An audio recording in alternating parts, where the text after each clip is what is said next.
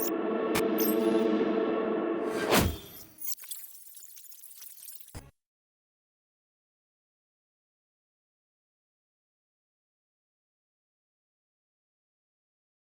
everybody, what's going on? For this Bitcoin stream, we're gonna remain focused on the higher time frame here, and we're also gonna touch on the bearish counts and discuss our concerns that have been echoed throughout the past streams, and then we'll take a look at the bullish counts that we're observing here. But as always, I hope everyone's having a great weekend, and I hope everyone's Sunday is unfolding nice, everyone's enjoying it, and I hope everyone's preparing for Halloween coming up as well. So, as I said, I do want to take a look at the bearish counts. I think it's important for us just to touch on them every once in a while. Again, we have a bullish focus moving forward, but our bearish counts all revolve around this being a B wave or a flat. And there's only basically two ways I can look at this.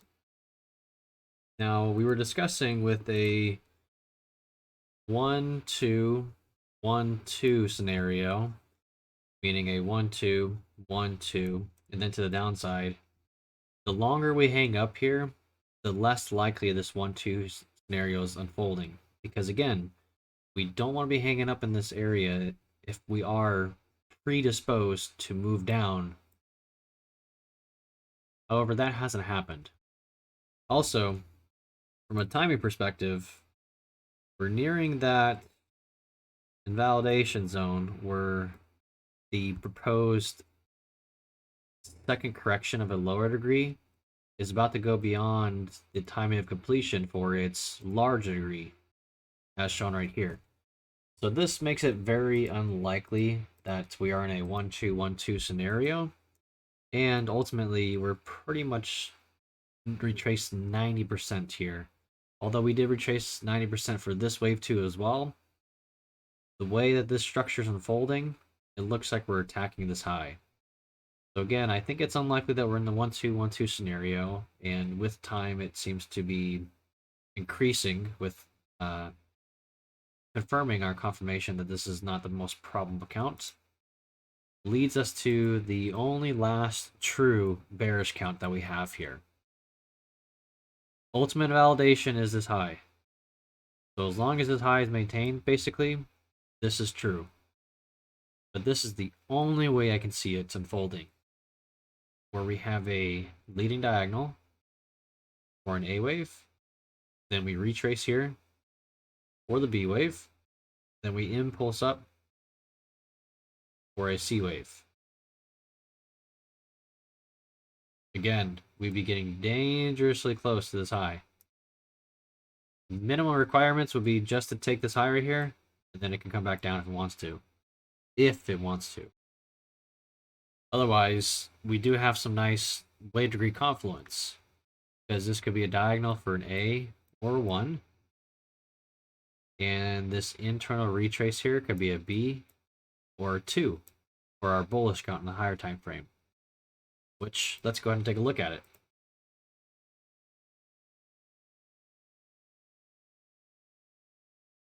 So on the higher time frame here, again, here's our proposed leading diagonal. Then we wait for a retrace or wave 2. Minimally, again, I want to see us take this low and potentially return to equilibrium of this entire expansion up for this wave 1. Then start to see extreme bullish price action to move us up for a wave 3. Given that our wave 1 is pretty much done here, we can start to project the end of our wave 3. Ideally, minimally, we're going to look for the 1.618. I do like to see the 2. I like to see that hit very often, or see it hit within this zone, the 1.5 or 1.75 to 2. That's my ideal targets. And then again, it also lines up with looking for this intermediate 5 because it pushes up and towards this zone for that intermediate wave 5. So things are playing along just as we expected. Now, again, it's about managing expectations.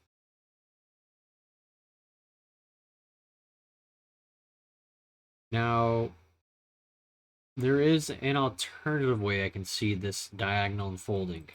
It's if we extend it in price and in time, basically extending its structure.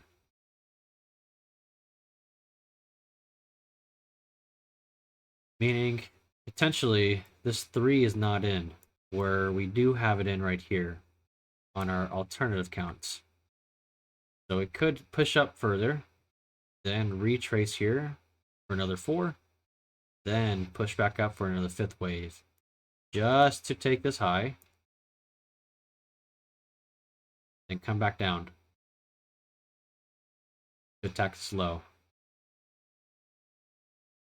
Because again, we're waiting for an A, B, C retrace on the higher time frame. After we complete this 5th wave, this impulse, we need a large higher time frame correction. Because we're observing this as a primary degree right here. So we're going to need a primary wave 2 correction to unfold afterwards. So again, we're looking for a higher time frame 3-wave retrace. I would like to see something like this, where we have a, resistance flips into support scenario, kind of like that. But not always a given. It's just a basis for minimum expectations, really. So again, we're looking for a higher time frame 3-wave retrace after we complete this wave 5.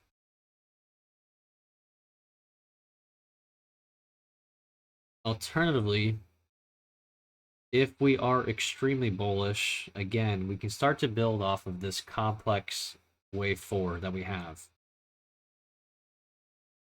It really just depends on how bullish we are. So this is the end of our wave 4, the end of the triangle. And we moved up for a 1, retrace for a 2. Now we moved up for another 1, and we're looking for a retrace for another 2. Then we push up for 3, 4, 3, 4, 5. That's when we have to assess if we are truly extremely bearish, and if this is only a 1, or if that 1 was put in right here, and this is actually a intermediate wave 5, just like how we've been observing on the other counts. So it really depends.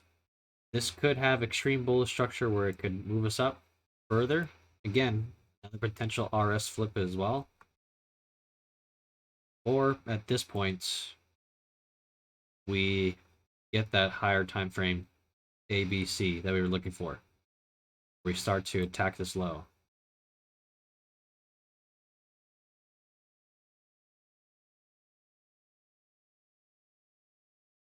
So as of right now, it's really about managing expectations.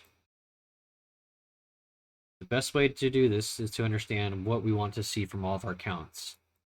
So for this count here, we want to see a minor pullback, and we want to see this low maintained. On top of this, we want the correction to be less in time than this prior correction. Something like that. So we have a clear price invalidation. We have a clear time invalidation. Now, we just need to manage expectations on this.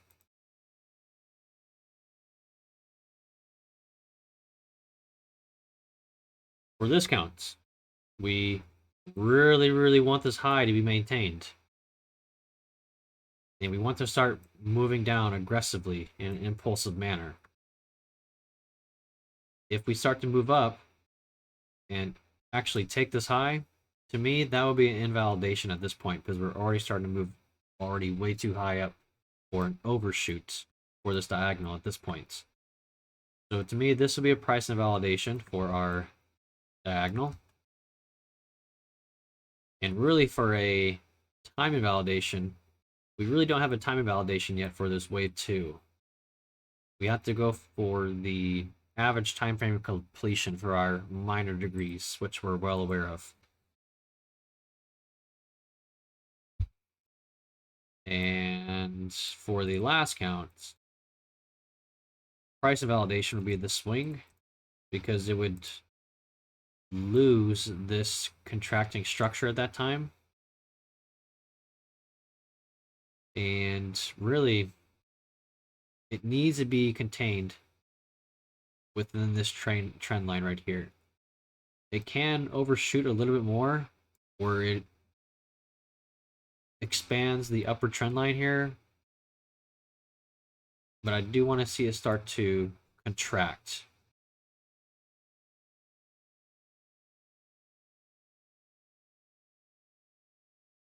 So I think we have some clear indicators here. If we have a move up, I think we're looking at this count, or we're looking at this count, where this lower degree wave 1 isn't in yet. It has one more push up.